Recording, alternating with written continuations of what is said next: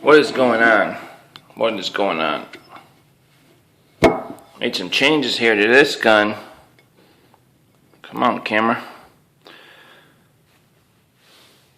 I've had this gun a few days here.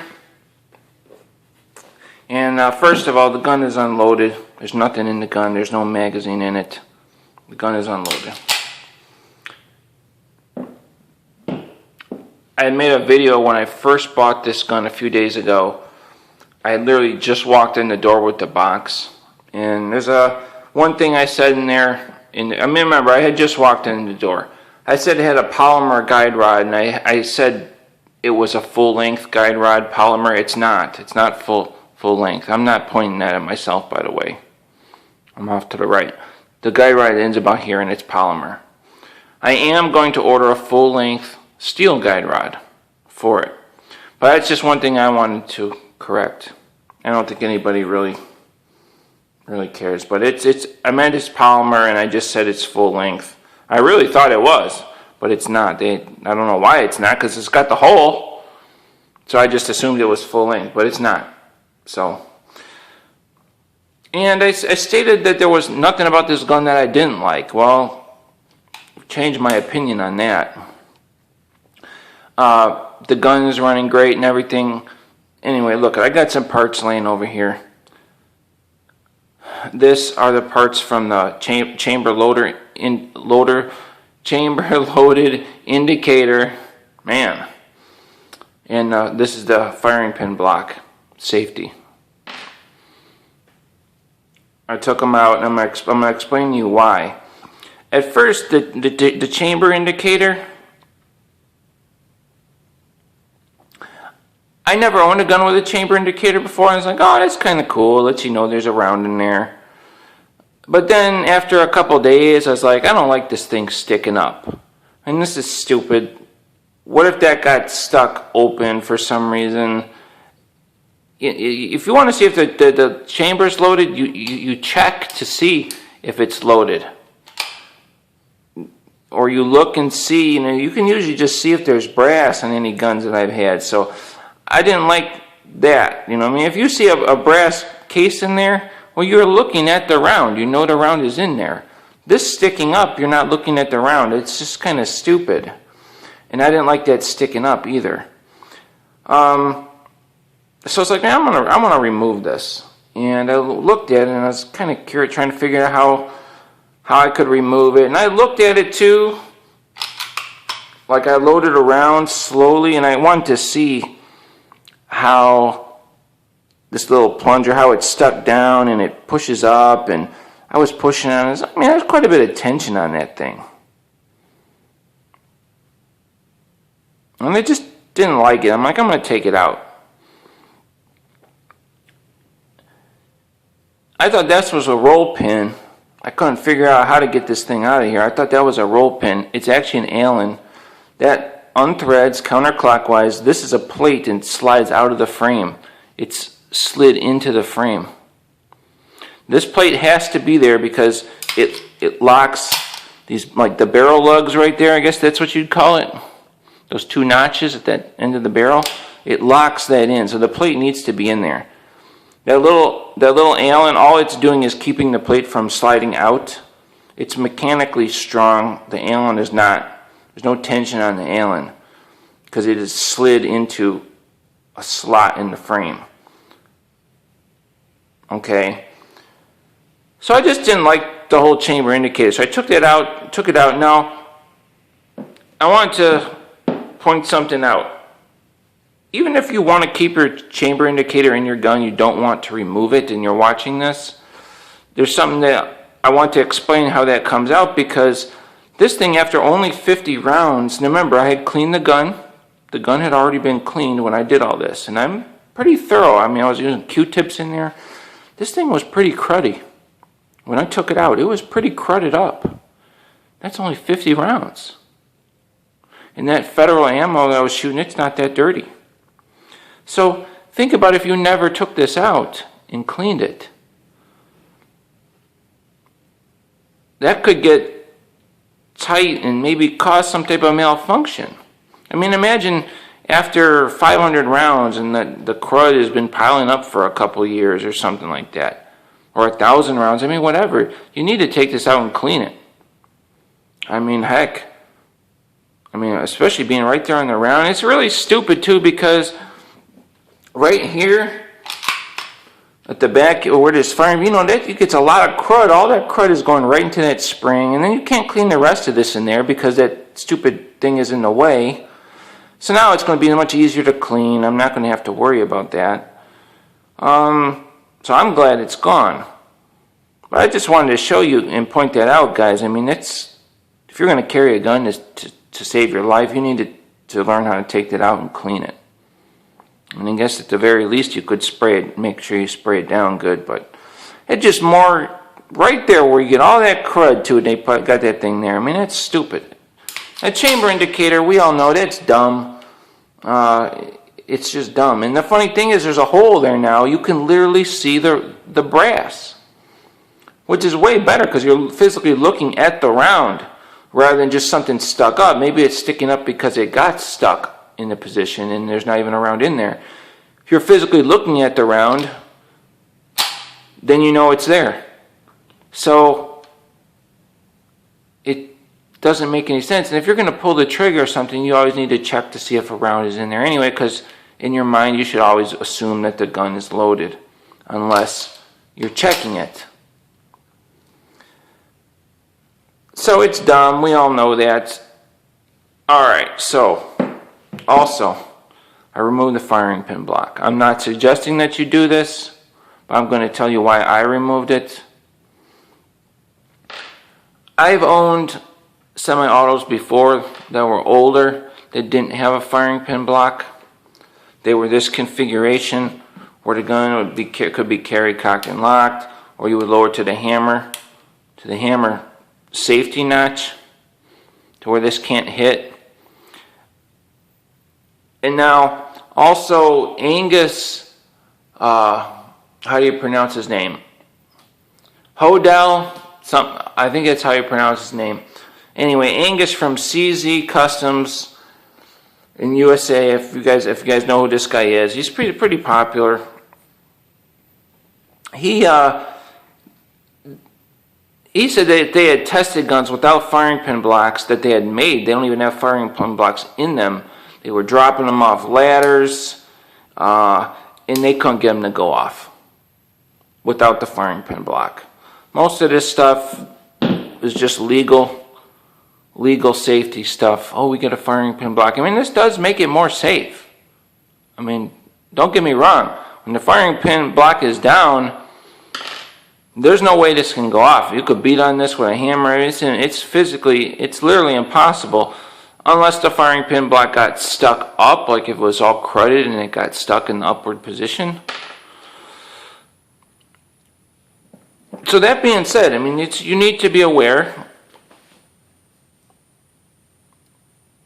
of that. But look, you've got the hammer safety notch to where it drops. It's going to hit here. And I'm curious if this, like I said, they were drop testing them and they couldn't get rounds to go off. So, you know, with this, by the time it broke something like that, then hit it, I mean, is it really going to have enough inertia to make it go off? So I don't feel uncomfortable carrying this like this. You got a shorter first pull too than if it was all the way down. See, with the firing pin block, you can carry it all the way down like this. I mean, absolutely. And you have a much longer double action pull. With the safety notch, it's a much shorter pull and it makes it safer too. So I'm probably going to be carrying it like that, just like that. You cannot put the safety on. You can only put the safety on cocked and locked. So you guys know this. You load around and you'll have to physically lower it to the safety notch. And it's safe to do that. Right when it starts to lower, let your finger forward and lower it down. And it'll just catch. And it won't go all the way down. So, oh, the trigger's way better, by the way. I don't dry fire my guns, but I'm pulling the trigger right now and it just broke. You can feel that it's a much nicer trigger. And then the single action is the same thing. I mean, it's really, really nice because you don't have to overcome. You don't have to overcome this. You don't have to push this up. It's less friction. And you can even see a line worn. You see that line where it's worn? That's from, there's a little ear. There's mechanical linkage connected to the trigger. And there's a little ear. As you pull the trigger, this little ear pops up and pushes the firing pin up. This firing pin comes down. There's a notch out in the firing pin safety block comes down. There's a notch in the firing pin. The firing pin is about this long. It's real skinny and then it gets thick and there's a notch. And this is literally sitting inside the notch, so the firing pin cannot go forward. Now when this moves out of the way, then it can go forward. So the mechanical linkage comes up through here, and as you pull the trigger, there's a little ear that pushes it up and out of the way. And that's how that works. So now the ear is just pushing up into an open space. And you actually can see the ear back here. You won't be able to see it in the video, but it's back there. As you pull it, you can see the ear. Now I left all that intact. Now if you go online, you're going to see that you have to take that ear out. That's not true. What they're talking about is there's a replacement part that you take, that ear comes out, you put, it's like a washer, a spacer, and it actually shortens the trigger reset. So when you fire, but see, this trigger reset's already really good. For me, for a normal gun, I mean, I'm not a competitive shooter, you know, so I'm not worried about trying to shorten the trigger reset a little bit. So I'm just going to leave that intact, just like that. If you want to get that part, you could call CZ-USA, I think, and ask them about it. And probably Cajun Gun Works, they do a lot of stuff for CZs. They probably have a part like that. And there's another part you can change too that shortens it. But for me, from what I'm using it for, normal shooting, self-defense, I'm just going to leave it the way it's at. Because I've already been shooting the gun and I like the way it shoots. So I don't really want to shorten it. It doesn't bother me. I like the way it is. So, but anyway, that's a few things that I did. And I just want to show you about this stupid thing. At least take it apart and keep it clean. Oh, to take this out, you got to get a good punch set and knock this out. The one side's bigger, more flared out. This side's smaller. You got to push it from this side and it'll come out. The firing pin, that's the firing pin right back there. Okay, it's under spring tension, so as this comes out, this will pop upward. I don't think it's going to shoot out, but you might want to put your finger there if you can, and then take the whole firing pin out. There's a spring in there, and you clean it all, and then of course the slide's off the gun by the, you know, obviously, and then all this drops out, and I cleaned in there and everything, and that was it. And then of course you got to put the firing pin back in, and you got to hold it down as you tap it. Now, oh, don't knock the roll pin all the way out. Just come down to about here inside the slide, so it's easy to get back in. Just enough to let the firing pin out the back, and then you're good to go. I mean, you could take it all the way out, and I suppose if you've taken that out, the firing pin out, a number of times, you might want to put a new roll pin. Maybe they call for a new roll pin every time, but it is pretty tight. Trust me, when I put it back in, it was still really tight. So, I mean, a roll pin is basically like a spring. You know, it's like this, and it just crimps. So I don't see any need to change that after that one time. So Anyway, guys, that's a little bit. There's some cool stuff that you can do. I'm going to get see this pin right here? That is not a roll pin. The trigger pin, there's a floating, Cajun Gunworks makes a floating pin that you can take in and out, in and out, in and out. And I think if you knock this one out, you're not supposed to reuse it. And the floating one that they make, it's like a few dollars, man. It's probably like 10 bucks. You can use it over and over and over, which means you can always take your trigger out and clean everything. So I probably will. I'm going to get that at some point. I'm going to get the full-length steel guide rod. And I like this so much better like this. The trigger's so much better.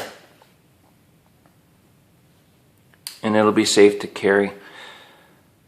But like anything, guys, when you make something less dummy-proof, you have to use your brain a little bit more, which I prefer. Like, I would not carry this without the firing pin block in like a horizontal shoulder holster with just just that little thumb brake with the snap.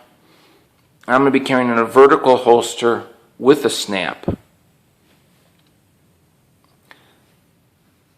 And then I'm mentally aware that I'm carrying a gun that doesn't have a firing pin block in it, even though Angus Hobdell said that they've tested these guns without firing pin blocks, dropped them from 11 foot and did all the drop testing that they could do, and they couldn't make it fire. So I'm confident that this is a safe carry setup. That being said, I'm going to use my brain a little bit more. I'd be a little bit more careful to make sure that this gun doesn't get dropped. So, anyway, really nice gun. I'm really happy with it. And I'll keep you guys posted. I'm planning on shooting this gun 50 rounds a month. So stay tuned for those videos. And we'll keep you posted on how everything's running. 50 rounds a month, that's what I'm going to shoot. Alright, I'll see you guys later.